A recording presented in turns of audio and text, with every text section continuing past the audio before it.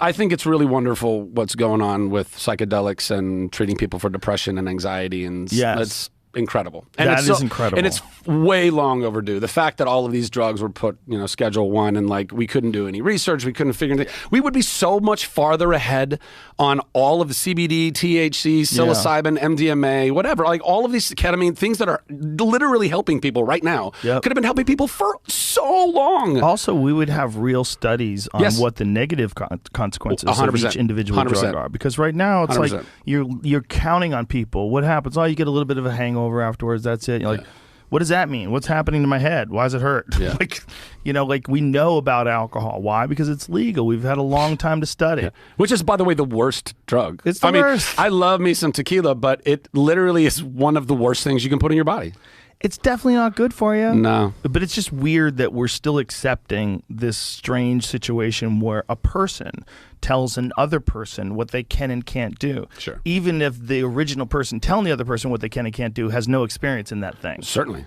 And they have this distorted idea. Yeah. If you talk to a lot of people that are legislators or people writing laws, they don't know jack shit about psychedelics. But that's a case in point. That's leading in fear. Yes. It's leading in ignorance, for sure. Yeah. Sure, but I think that's all tied to the same place. I think ignorance comes out of that fear, ultimately. You know what I mean? You're afraid of whatever. I mean, pick your poison. But those ladies and gentlemen who are legislators, who are still operating in whatever their fear is, that's what they're choosing. Instead of, look, Rick Perry, he was a conservative dude here in Texas. He's now he's a huge proponent of psychedelic work with anxiety and depression and all this stuff, because I think it affected him personally in his life, and maybe not him, but somebody in his life. So it changed him. And then instead of leading in this fear that he may have led in before, now he's leading in the love of, hey, actually, this can help people, and and we need it to help people.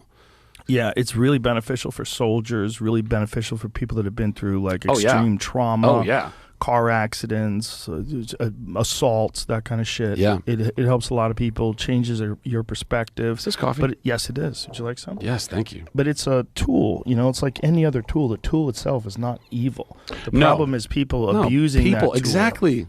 Just like alcohol, just like everything else. There's so many things that are occasionally beneficial, but can be ultimately detrimental if you overdo